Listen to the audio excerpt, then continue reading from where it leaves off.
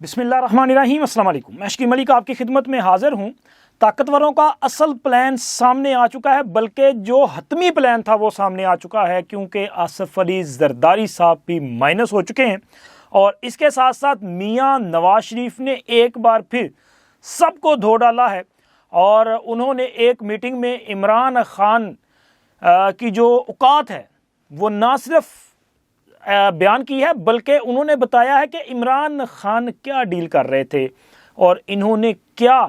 رویہ اختیار کیا تھا۔ یہ آج کے ویلاگ کی اہم سٹوریز ہیں، لیکن ان سٹوریز پہ آنے سے پہلے ذرا آج کی جو چند اہم بڑے واقعات ہونے جا رہے ہیں، جیسے کہ تمام اسمبلیوں میں حلف اٹھایا جا چکا ہے۔ قومی اسمبلی اور تمام چاروں صوبائی اسمبلیاں جو ہیں وہ حلف اٹھا چکی ہیں، گورنرز کا انتخاب ہو چکا ہے، پنجاب میں وزیر اعلیٰ کا انتخاب ہو چکا ہے، اور پروسیس جو ہے وہ جمہوری پروسیس آگے بڑھ رہا ہے۔ آج قومی اسمبلی میں اسپیکر اور ڈپٹی اسپیکر کا انتخاب ہونے جا رہا ہے۔ یہ بہت بڑا جمہوری اقدام ہے، اور اس کے علاوہ خیبر پختونخوا میں قائد ایوان کا الیکشن ہونے جا رہا ہے۔ تو اس طرح سے 9 منتخب اسمبلیاں جو ہیں وہ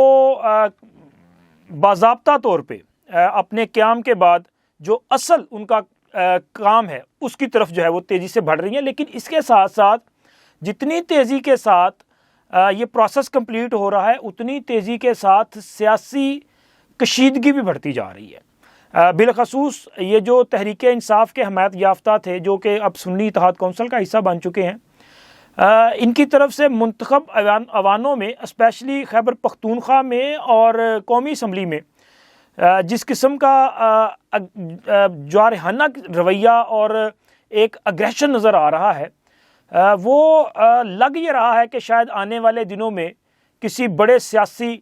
تصادم کا باعث بن سکتا ہے۔ خیبر پختونخوا میں تو وہاں پہ ایسے لگ رہا ہے کہ جیسے لوگوں کو بلایا جاتا ہے، جتھوں کو بلایا جاتا ہے کہ جی آپ نے جو اپوزیشن کے لوگ ہیں ان پہ آپ نے جو ہے وہ چڑھائی کرنی ہے، ان پہ آپ نے ہوٹنگ کرنی ہے، تو ایوان کا ماحول خراب کرنا ہے۔ حالانکہ اس طرح ہوتا نہیں ہے۔ جو ٹریجری بینچز ہوتے ہیں نا، ان کی کوشش ہوتی ہے کہ ایوان کے حالات بہتر رہیں، کوئی تصادم پیدا نہ ہو، لیکن وہاں پہ رویہ جو ہے وہ غیر جمہوری قسم کا، غیر سیاسی قسم کا رویہ جو ہے وہ دیکھنے میں آ رہا ہے، اور ایک اگریشن ہے، ایک لڑائی جیسا جو ہوتا ہے نا مزاج، وہ نظر آ رہا ہے۔ تو اللہ خیر کرے کہ یہ لڑائی اس طرح سے نہیں ہونی چاہیے۔ یہ سیاسی انداز میں لڑائیاں جو ہیں وہ لڑی جاتی ہیں، اور ایوانوں میں سیاسی لڑائی ہوتی ہے آپ رولز آف بزنس کے مطابق۔ آپ وہاں کے پہ جو ہے وہ قانونی، آئینی اور جو ضوابط ہیں ان کے مطابق آپ پوائنٹ ریز کرتے ہیں، اور اسی طرح آپ قانونی شکل میں حکومت کو یا حکومت جو ہے وہ اپوزیشن کو ناک آؤٹ کرنے کی کوشش کرتی ہے۔ لیکن اس طرح سے اگر حملے کیے جائیں، بوتلیں ماری جائیں، وہاں پہ جوتے اچھالے جائیں، وہاں پہ جو ہے وہ خواتین پر حملے کرنے کی کوشش کی جائے، تو پھر اس کا جو رزلٹ نکلے گا نا وہ اچھا نہیں ہوگا۔ اور قومی اسمبلی میں جو صورتحال ہے، جس طرح کل واقعات ہوئے،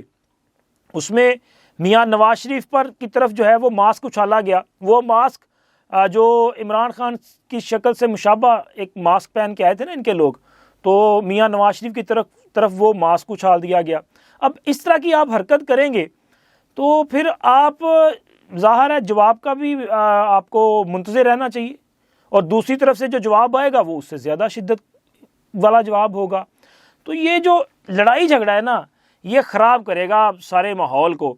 اور جب ماحول خراب ہو جائے گا تو فائدہ کون اٹھاتا ہے وہ مجھے بتانے کی ضرورت نہیں ہے۔ تو بہتر یہی ہے کہ ہمارے جو منتخب ارکان پارلیمان ہیں انہوں نے ہی اس ایوان کے تقدس کا خیال رکھنا ہے، اس کی روایات کو زندہ رکھنا ہے۔ یہاں پہ انہوں نے جمہوریت کو آگے بڑھانا ہے، نہ کہ غیر جمہوری قوتوں کو جو ہے وہ موقع فراہم کرنا ہے۔ یہ ان کے لیے جو ہے میرا خیال ہے کہ ایک بیسک لیسن ہے اگر یہ اس پہ چلیں گے تو۔ اور سر دوسری طرف میاں نواز شریف صاحب کی طرف سے کچھ حقائق جو ہیں وہ اپنے لوگوں کے ساتھ شیئر کیے گئے ہیں۔ 2 دن قبل قومی اسمبلی میں مسلم لیگ نون کی پارلیمانی پارٹی کی میٹنگ تھی، جس میں میاں نواز شریف نے خطاب کیا۔ اس خطاب کے دوران میاں نواز شریف نے 2013 سے 2017 کے دوران یہ جو سازشیں چلتی رہیں، وہ دھرنے ہوتے رہے، اس کے بعد میاں نواز شریف کے کیسز ججز کا کردار، اس وقت کی طاقتور اسٹیبلشمنٹ کا کردار، اس پہ ایک بار پھر انہوں نے وہ جو ہے بڑے جاندار انداز میں جو ہے اپنا موقف بھی پیش کیا ہے، لیکن اس کے ساتھ ساتھ انہوں نے عمران خان کی جو اصل اوقات ہے وہ بھی لوگوں کے سامنے رکھی ہے۔ انہوں نے بتایا کہ جی جب 2013 کے انتخابات سے پہلے کمپین چل رہی تھی تو عمران خان صاحب لاہور میں ایک حادثے کا شکار ہوئے تھے، وہ جلسہ گاہ میں جا رہے تھے اور جب ان کو وہ اسٹیج کی طرف جا رہے تھے تو اوپر سے نیچے گر گئے تھے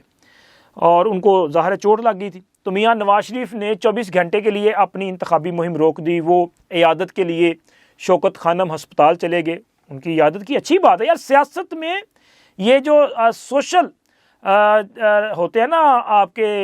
ریلیشنز، یہ ختم نہیں ہوتے، اور سیاست میں جو یہ آپ کو نظر آتے ہیں نا سیاسی اختلافات، گہما گہمی، ایک دوسرے پہ الزامات، یہ الیکشن کا ایک حصہ ہے، یہ الیکشن تک ہوتا ہے، الیکشن کے بعد اس طرح نہیں ہوتا۔ اور اسی طرح وہ کہتے ہیں جی جب الیکشن ہو گئے، حالانکہ یہ الزام لگا رہے تھے 4 حلقے 35 پنکچر، وہ پھر بھی انہوں نے کیا کیا کہ وہ جب وزیر اعظم تھے تو وہ ان سے ملنے ان کے گھر بنی گالا چلے گئے، ایک اپوزیشن لیڈر تھے، وہ گئے، انہوں نے جا کے ان سے پوچھا، انہوں نے وہاں پہ نہ تو کوئی 4 حلقوں کا ذکر ہوا نہ 35 پنکچر کا ذکر ہوا۔ وہاں پہ خان صاحب نے یہ کہا کہ آپ نا میرے گھر کی طرف جو سڑک آ رہی ہے یہ سڑک بنوا دیں، تو میاں صاحب نے کہا جی ہم نے سڑک بنوا دی، اور ہمارا خیال تھا کہ یہ ایک سیاسی رابطہ ہو گیا ہے، وہ پارلیمان میں اپنا کردار ادا کریں گے اور ایز اے اپوزیشن لیڈر وہ پارلیمان میں جو ہے جو ان کو مناسب لگے گا وہ بات کریں گے، لیکن اس طرح سے ایک ایجیٹیشن نہیں ہوگا کہ جس سے دنیا کو یہ پیغام جائے کہ پاکستان ان سیف ہے۔ لیکن انہوں نے کہا جی مجھے بعد میں پتہ چلا کہ یہ تو پلان کر رہے ہیں دھرنے ورنے دینے کا، اور پھر دھرنے دے دیے گئے۔ تو میاں نواز نے کہا کہ دھرنوں کے باوجود ہم نے دہشت گردی کا خاتمہ کیا، لوڈ شیڈنگ کا خاتمہ کیا، ہم نے جو ہے وہ اپنا موٹر ویز بنائی، ہم نے سی پیک جیسا منصوبہ دیا، ہم نے کام کیا، لیکن پھر بھی ہمارے خلاف جو ہے وہ ایک چونکہ پہلے سے شاید پلان تھا کہ ججز نے اس قسم کے ریمارکس دیے، ایسے فیصلے دیے، اور انہوں نے کہا کہ وہ دیکھیں کہ وہ جج جنہوں نے ہمارے خلاف فیصلے دیے، جو ہمیں جو ہے سسلین مافیا اور دیگر ہم پہ جو ہے وہ اس قسم کے الزامات لگاتے تھے، القابات دیتے تھے، آج وہ کدھر ہیں؟ آج وہ کسی کو منہ دکھانے کے قابل نہیں ہے۔ اور وہ عمران خان جو کہ عوام میں دھرنوں میں احتجاج کے دوران کہتا تھا کہ جی انہوں نے میرا مینڈیٹ چوری کیا ہے، وہی بندہ وزیر اعظم کو کیا کہتا ہے کہ جی نہیں میرے یہ گھر کی طرف آنے والی سڑک بنا دیں۔ سر وہی بات، اپنی ذات سے آگے کچھ نظر نہیں آتا عمران خان کو۔ عمران خان اگر کوئی سیاسی پوائنٹ سکورنگ کے لیے کوئی احتجاج، کوئی پروٹیسٹ کرے گا تو اس کا مطمع نظر یا اس کے اندر جو چیز ہوگی نا وہ یہ نہیں ہوگی کہ جی میں نے عوام کے لیے یہ ڈیمانڈ کرنا ہے، نہیں، وہ جب بھی کسی پوزیشن میں آئے گا کہ جہاں پہ اس کو پتا ہے کہ یہاں پہ ہم نے بات رکھنی ہے تو کام ہو جائے گا، تو وہاں پہ وہ اپنی ذات کا کام دیکھے گا۔ اس کو تب یہ تھا کہ بنی گالا کی طرف آنے والی سڑک جو ہے وہ ٹوٹی پھوٹی ہے، تو لہٰذا اس سڑک کو بنا دیں، وہ بنوا لی۔ آج بھی عمران خان جو کہہ رہے ہیں سر، یہ اگر کبھی کہیں کوئی ڈیل کی ایسی بات ہوگی، کسی نے کہا کہ چلیں جی کر لیں ان سے بات، تو مجھے لگ رہا ہے کہ تب عمران خان اپنی ذات کی بات کرے گا، جو آج کہتا ہے نا کہ مجھے بڑا دکھ ہے، مجھے بڑا درد ہے قوم کا۔ درد ہوتا تو آپ آئی ایم ایف کو خط لکھتے، حالانکہ آئی ایم ایف کو خط لکھنے پر بھی علیمہ خان صاحبہ نے جو منطق دی ہے بڑی عجیب نہیں ہے۔ وہ کہتے جی خان صاحب اس وجہ سے پریشان ہیں کہ اگر آئی ایم ایف کے ساتھ ڈیل کر لی تو ان کی شرائط بڑی سخت ہوں گی اور قوم پہ بوجھ پڑے گا، اس لیے ہم نے آئی ایم ایف کو خط لکھا ہے۔ لیکن خط میں تو آپ نے لکھا ہے جی آپ پاکستان کے جو انٹرنل معاملات ہیں ان میں مداخلت کریں، اور آپ پاکستان میں جو الیکشن ہوئے ہیں ان کا آڈٹ کروائیں۔ اور رہی بات آپ کو قوم کے درد کی، تو جناب اس وقت آئی ایم ایف کا جو پیکج ہے وہ پاکستان کی ضرورت ہے۔ اگر پاکستان کے پاس یہ بیل آؤٹ پیکج نہیں ہوگا تو پاکستان ڈیفالٹ نہ کر جائے، اگر ڈیفالٹ کر گیا تو یہاں پہ اس وقت جو پیٹرول آئی تھنک کہ 280 روپے یا اس کے قریب ہے اس کا پر لیٹر ریٹ، یہ تو پھر بہت میرا خیال ہے کہ شاید 1000 سے زیادہ پہ چلا جائے گا۔ تو یہ آپ اس قوم پر رحم نہیں کر رہے، بلکہ آپ تو اس قوم کا بہانہ بنا کے اپنا ذاتی فائدہ جو ہے وہ سوچنے کی کوشش کر رہے ہیں۔ اور میاں نواز شریف کا یہ کہنا کہ جی عمران خان کی یہ ڈیل اور ججز، اب واقعی ججز یار کدھر ہے ثاقب نثار صاحب؟ کہاں ہیں وہ اپنا آصف سعید کھوسہ صاحب؟ کہاں ہیں بندیال صاحب؟ کہاں ہیں شیخ عظمت سعید صاحب؟ کیوں منظر سے غائب ہیں؟ اور ثاقب نثار صاحب نے تو دیکھیں نا جس قسم کی انہوں نے اس وقت کیسز کی ہیئرنگ کرتے رہے، اس وقت کی حکومت کو روزانہ کی بنیاد پہ بلا لیا کرتے تھے، اور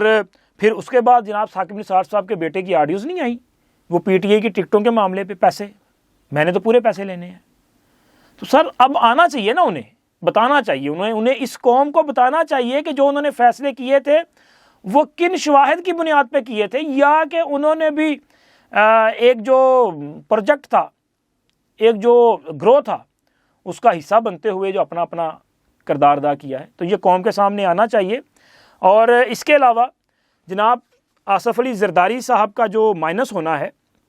دیکھیں پیپلز پارٹی اور مسلم لیگ نون کے مابین جو ڈیل ہوئی، یہ جو پاور شیئرنگ کا معاملہ تھا، اس میں میاں شہباز صاحب وزیر اعظم اور اسپیکر بھی ان کا مسلم لیگ نون کا ڈپٹی اسپیکر بنے گا پیپلز پارٹی کا، اور آج یہ منتخب ہو جائیں گے۔ اسی طرح چیئرمین سینٹ پیپلز پارٹی سے ہونا ہے۔ تو یہ جو چیئرمین سینٹ والا ایشو ہے نا، اس پہ 2 بار خبریں مختلف قسم کی آتی نہیں۔ پہلے یہ تھا کہ پیپلز پارٹی یوسف رضا گیلانی صاحب کو چیئرمین سینٹ بنوانا چاہتی ہے،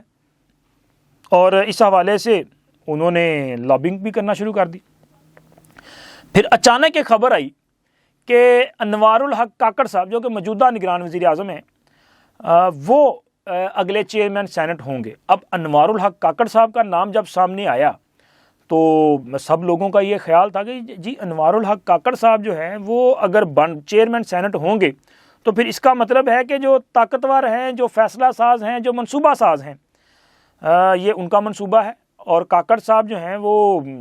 بڑے قریب سمجھے جاتے ہیں ان کے۔